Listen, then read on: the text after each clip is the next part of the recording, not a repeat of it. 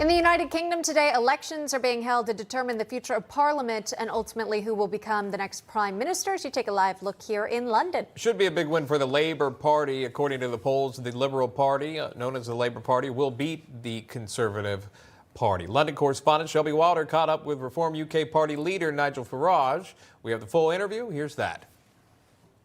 How are you feeling today? You're out here in Essex in this constituency. How are you feeling? This feels really good. Just standing here talking to you, cars going past, bibbing, waving.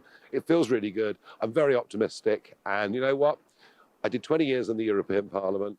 I made a hell of a mark over there. I think in Westminster, I can do the same. We've made incredible strides in 4 weeks. But yeah, this is about the 2029 general election. It's about replacing the Conservatives, who've been around for a couple of centuries but have let us down completely. We want to be an opposition voice to a socialist government, and we want to build a mass movement around the country. I'm thinking about the wider country, engaging people and campaigning for real change. And we are sick to death of an education system that tells our kids we're the worst country in the world. It makes them feel ashamed of who they are. Immigration levels are transforming Britain. Our population's increased by 20%.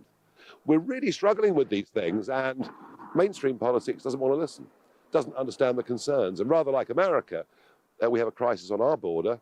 I have to ask you, talking about America, what are your thoughts following this debate that we just watched the other week? What do you think about the potential of a Trump presidency come November with Americans going to the polls? I just think that Trump's going to win.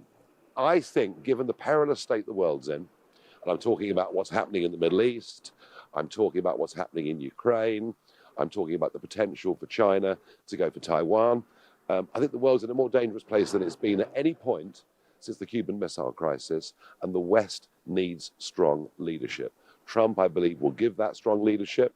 And I think in terms of foreign policy, his presidency was the most enormous success. I think the Abraham Accords that were signed between Israel, other Arab states, even having the courage to walk over the border into North Korea, I think Trump is what the world needs. But I tell you what, today is the first. You watch. This is going to be a very, very big movement. Thank you, Nigel. I appreciate your time. Great.